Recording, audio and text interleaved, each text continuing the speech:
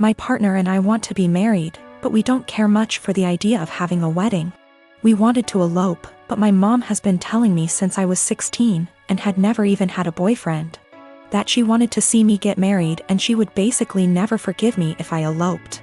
I do like the idea of my family being there to celebrate with us, but I hate the idea of spending money we don't have on this huge party just so that our relationship can change in nothing but name and legal benefits.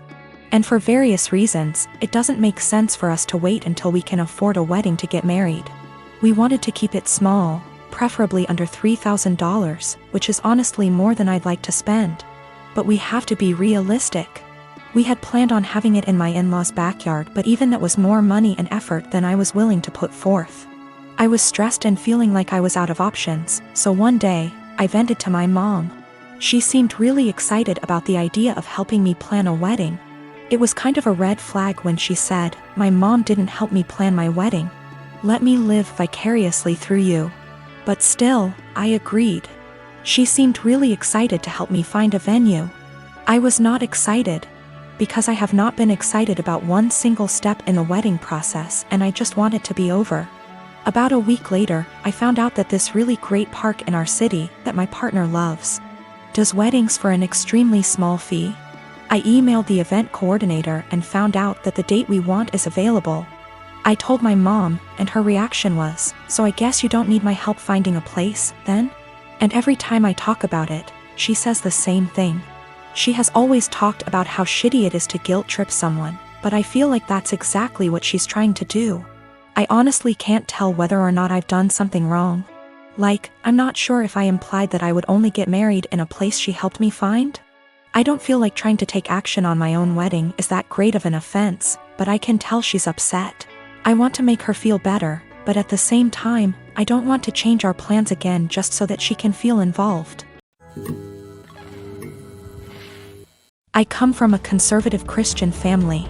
All my family members were / are involved in the church and have church-based jobs. When they met my wife, they loved her and embraced her as their own. We dated for 2 years and discovered she was pregnant after we got engaged. Invitations were already given at the time, and we decided to still have the wedding on date when my wife was 5 months in. My family were furious when they found out my wife was pregnant. They asked if we even still considered having a wedding. I said why not, but they were very upset, especially mom and dad, who said they've always been known for their decency and good Christian values, and weren't willing to let this stain their reputation. As in my wife and I getting married while pregnant. They officially dropped out and refused to negotiate, saying it was done and I have only myself to blame for this outcome, and should move the wedding out of town. I was hurt. I tried to change their minds and checked with other members, but my brother said he had no intentions to look like a joke in front of his fellow church members and dropped out. My aunt pretended to be sick and said she may not be able to make it. She's 100% healthy. My cousin said he had business trip and stopped his wife and kids from attending, and my uncle cussed me out, torn the invitation, and kicked me out.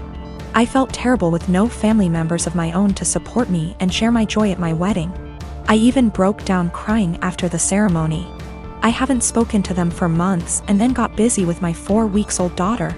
My cousin reached out to hand me gifts and well wishes for the birth of my daughter sent from my family. I returned everything. He sat with me on behalf of the family, saying I shouldn't have returned gifts that were from my family who want to see and hopefully be involved in my daughter's life. He said Mom's longing to meet her grandbaby and everyone else is wanting to visit soon to celebrate my daughter's life. I asked him this question. I said, wasn't my daughter the reason why the entire lot of them abandoned my wedding? He just stared grudgingly as I went on about how they treated my daughter as something to be ashamed of and hide. My daughter at some point will ask about the wedding, and I have no intentions on lying to her. He replied saying he guaranteed I got it all wrong, and no matter what goes down between us I can never deny that my daughter is their granddaughter, //niece // etc., and they're her family. He asked that I arrange for them to visit, but I refused. He kept pressing the idea, but I shut him down. My wife says I should let them come, but I still refused. Since we met, my boyfriend has been on and off of Tinder. I've been very clear that it hurts me, but he always defended it as just him wanting an ego boost. A few months ago we had a major argument about it where I threatened to leave, and I honestly thought that was going to be the end of it. Pretty naive, really. Also, I should note his ex before me left him for this very reason. I feel like an idiot for thinking he'd ever change. Today I woke up and realized he'd been using my phone and his email was logged in. I noticed he'd gotten an email from an app called Hinge. Just to give you an idea of the kind of app this is, the description read: the app that was designed to be deleted. Great. My stomach instantly dropped. I logged into it with his phone number, and he's put up profile pictures of him that I've taken when we've been on days out together. In his description he's got things like, "We'll get along if you like Chinese and have a dog. If you're silly and comfortable and overshare." He's also put in as a strict preference that he wants to be matched with Hindus/Muslims only. I'm white British. I knew something was going on yesterday but wasn't sure what. He was acting differently and it was making me so anxious. He had the nerve to tell me that I must just be hormonal? I think the worst part about it is his reaction to all of this. He heard me crying, acted concerned, and then saw me with his phone. At which point he just took it from me and went back to bed. That was about an hour ago, and the only interaction I've had with him since was him asking me to open the bathroom door. Not to see if I was okay, but because he needed to pee. I'm obviously hurt by the fact that he's on this thing, but I think I'm more shocked by his total lack of guilt or response to me being upset. I'm so angry and there's nothing I can do with it. I'm so embarrassed about the situation I don't want to tell my family/friends how he's treated me. And I can't even talk to him about it because he's refusing to address anything's wrong. He's still in bed. I don't know what to do.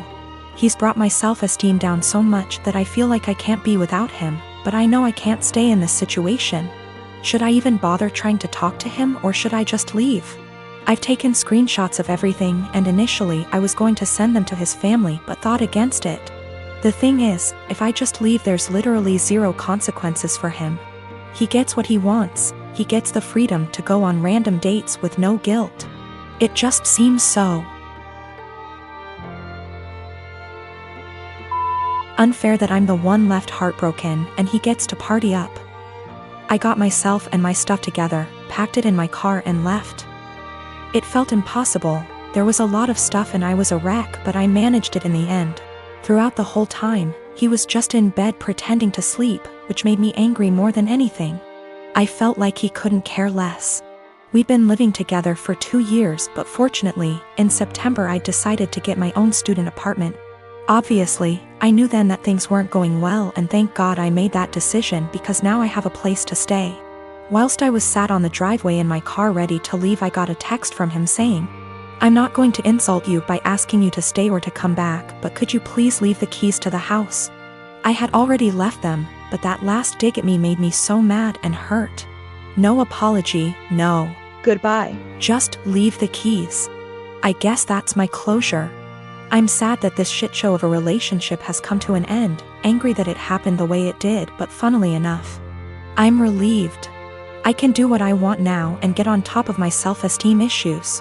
I'm driving down to see my mom and the rest of the family tomorrow. I haven't seen them since Christmas and I absolutely cannot wait. The anger's still there, but I'm just going to get on with things. I absolutely cannot waste any more energy on that guy. My husband Derek and I have been married for 3 years, together for 7 total. Several years ago, about 6 now, I guess, I worked closely with a male coworker, Paul, that Derek was never fond of. Paul and I never had an inappropriate relationship. Derek's jealousy wasn't completely out of nowhere. I get why he felt that way.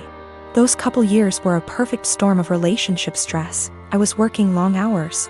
We were living apart after trying and failing to move in together. Our relationship was still fairly new. And then you add in a handsome coworker I had to spend long hours with and saw more than my boyfriend at the time. Paul was the source of several fights. Again, we never did anything that wasn't completely kosher. Eventually I told Derek he needed to trust me and get over it, or we were going to have to break up. He said he would stop worrying, and for the most part things were good. When Paul transferred out of state a few months later, things were really good. There were no worries at all and our relationship has been amazingly strong ever since. This last weekend, my husband went out with a couple friends to some bars and a football game. When he came home, he was pretty wasted. We talked for a bit, and he mentioned how a friend of his had told him that he broke up with his girlfriend because she cheated on him. I commented on how that was a bummer and good for him for finding out before they got too serious. Derek, however, had a different take on it. He said it was a shame because they had seemed like a good couple, and if they really loved each other his friend could move past the cheating. Just like he had with me. At first I thought my husband was admitting to cheating on me, and asked him what he meant. He told me he always knew that Paul and I had slept together at least once all those years ago. But he knew I was the one for him and forgave me. I told Derek that I had never so much as even hugged Paul, except maybe at his going away party, let alone slept with him. Derek sort of just patted me on the arm, said of course, and passed out. The next morning I asked him about the conversation and he said it was okay, he had forgiven me, it wasn't even an issue. I again stressed that I had never cheated on him with anybody and I needed him to believe me. He sort of did the same, of course you didn't, babe wink thing again, and went to work. Every time I've tried to talk to him since, he won't hear me out. I'm this close to losing it with him. I need him to know that I never cheated, and I'm hurt that he thinks I would do something like that. What do I do? Do I just let him have this since it's not really hurting anything, or what? I don't want my own husband to think so little of me that he thinks I would cheat. That's not who I am.